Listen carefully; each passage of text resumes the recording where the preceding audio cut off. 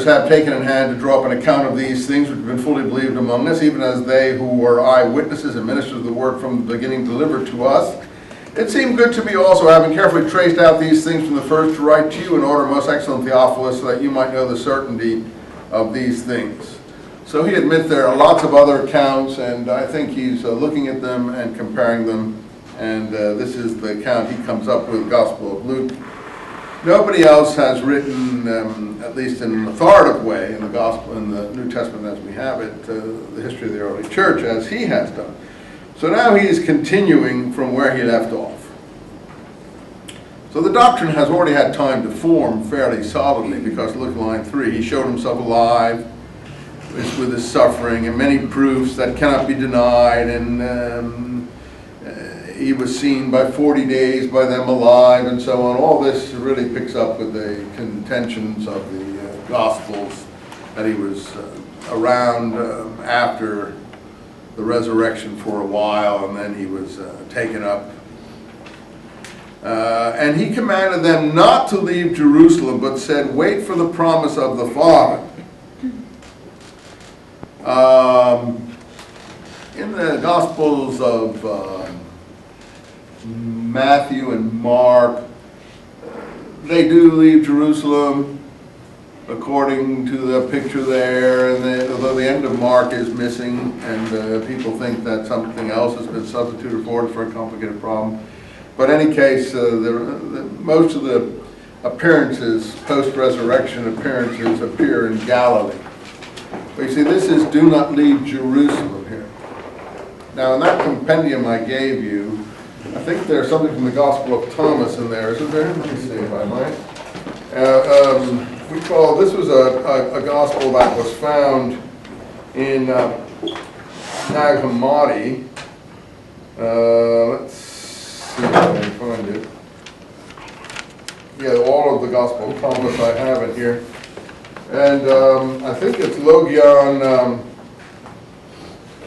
let's see. They call them Logion here, but there's a Logion 11, 12, 13, or 14. I can't find it right off the bat. But the disciples supposedly come to him and ask him, who should they go to after he dies? And I can't find it here exactly. Maybe you'll be able to find it here. I don't see it in here. I thought it was around 14, but I don't see it. In any case, this Logion, maybe you'll find it. It says, the disciples come to him and ask, who should we go to you after we die?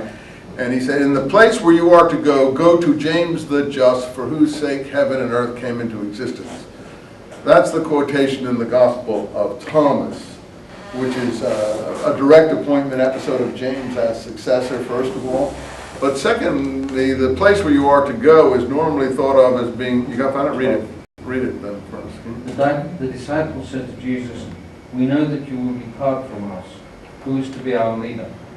Jesus said to them, wherever you are to go to James the righteous, for whose sake heaven and earth came into being. Right. Okay. People are thought in the place, that's a translation, so wherever you are, in the place where you are to go, most people think that that is supposed to be translated. Different translators have different translations. Is normally meant to be Jerusalem. Yeah. Can you give us a little background on No, I'm trying to get something here. Just get me off my subject, then I can't. I want to use that to clarify something here. You can read if you want for the background of the Gospel of Thomas by reading the actual Gospel. They always have introductions in all the editions of it. You can read that if you like. It was found at Nag Hammadi, which is a place in Upper Egypt where sort of quasi-Coptic writings were found, and these are considered to be Gnostic writings. And the Gospel of Thomas is referred to by early church fathers and so on. It's not a story gospel, it's more of a sayings gospel. Different sayings of Jesus are listed. But it is at odds with the Gospels as we have them to some extent.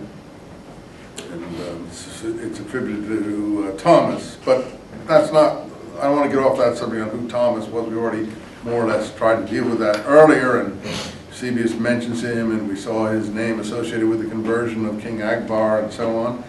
But here, you see, in the place we are to go to James the Just, for whose sake heaven and earth came into existence.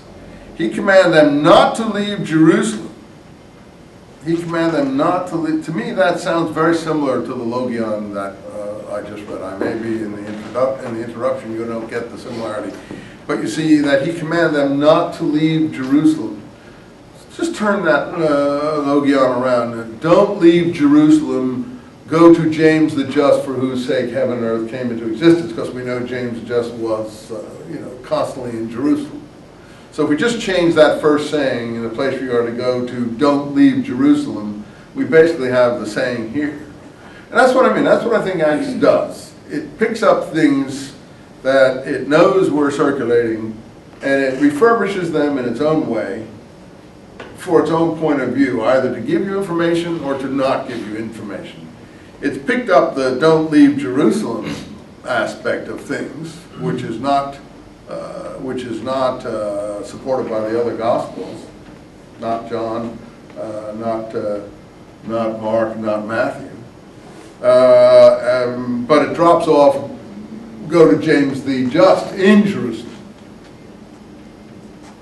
in favor of the next thing that we're going to come into contact with, the election of Judas Iscariot's successor, which I consider to be, I know this is crazy, and I never thought these things when I first studied. This took me 20 years to have teaching and looking at things to come to these ideas and insights, for which I think I'm now fairly well known, because I don't think anyone else ever came to these insights,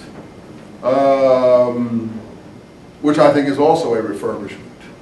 That is, the election to succeed Judas Iscariot has to do with the whole Judas Iscariot problem, which is beyond the scope of what we can do in this class. It more relates to a historical Jesus class. But let's just say that sentence there, don't leave Jerusalem, to my mind, has an echo in the Gospel of Thomas or vice versa in the passage that I just read. Now, I may be totally crazy, and you don't have to agree with me. I'm just throwing that out.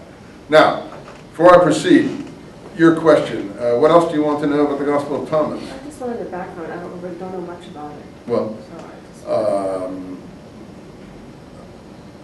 I gave you as much background as I feel that what you need to do is read it. I mean, you don't need secondhand, you need firsthand knowledge. So it's